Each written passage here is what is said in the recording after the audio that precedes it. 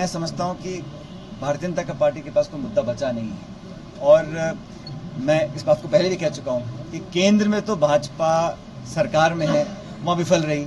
राजस्थान में भाजपा विपक्ष में, यहां भी विफल रही।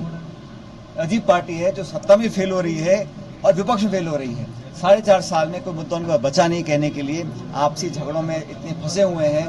और जो एक जिम्मेदार ऑपोजिशन का काम होता है सदन के अंदर, सदन के बाहर, उस काम वो कर नहीं पाए। इस प्रकार की बातें फैलाना और एक चर्चा करना चुनाव से पहले, ये भाजपा की पुरानी आदत है। लेकिन कांग्रेस पार्टी आने वाले समय में तेलंगाना, छत्तीसगढ़, मध्य प्रदेश और राजस्थान, इन 4 राज्यों के चुनाव होंगे साल के आखिर में, और मुझे पूरा विश्वास है कि चारों राज्यों में सरकार कांग्रेस पार्टी की बनेगी। आप अगर प्रधानमंत्री जी के भाषण सुनेंगे तो जैसे जैसे चुनाव पास आते रहते हैं उनके भाषण पॉलिटिकल हो जाते हैं।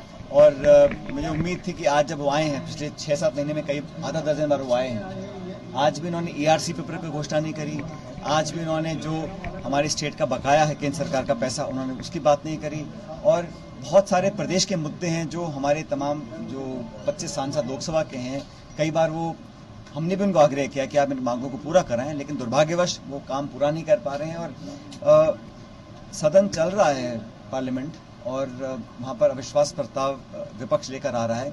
लेकिन मणिपुर के मुद्दे पर जिस प्रकार से उन्होंने मौन व्रत धारण किया हुआ है, और वहाँ पर हम सब इतना चाहते हैं कि चर्चा हो, चर्चा होने के बाद एक उचित कार्रवाई हो, क्योंकि आज 3 महीने हो गए हैं और हमारा एक उत्तर पूर्वी क्षेत्र का एक महत्वपूर्ण राज्य, जहाँ पर 3 महीने से सरकार नाम की चीज़ बची नहीं है। जनता का इकबाल खत्म हो चुका है, वहाँ इतनी मौतें हो गई हैं, एक तरह का आपस में जो आक्रामक रवैया लोगों ने अपना रखा है, बलात्कार हो रहे हैं, आग लग रही है। हम चाहते हैं उस पर नियंत्रण किया जाए और केंद्र सरकार, राज्य सरकार अपनी भूमिका को निभाएं। इस पर जो भाजपा का शीर्ष नेतृत्व है वो चर्चा करने से भी संकोच कर रहा है और कदम उठाने की बात तो बहुत दूर है। इसलिए हम बहुत चिंतित हैं और हम चाहते हैं कि इस प्रकार का जो बर्बरतापूर्ण व्यवहार हुआ है मणिपुर के अंदर, उसकी पुनरावृत्ति ना हो। इस बात का आश्वासन प्रधानमंत्री जी देते तो बेहतर रहता। आज मोदी जी के दौरे से पहले एक भाषण था मुख्यमंत्री जी का 3 मिनट का, उसको हटा दिया गया।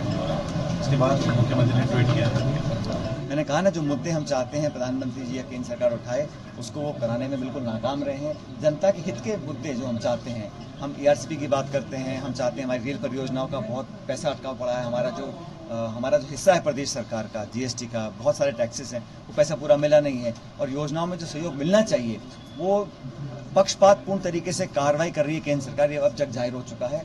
और चुनाव आते आते मैं समझता हूं कि इस प्रकार के राजनीतिक भाषण ज़्यादा होंगे, बजाय इसके कि डेवलपमेंट वर्ड्स की बात करें, विकास की बात करें।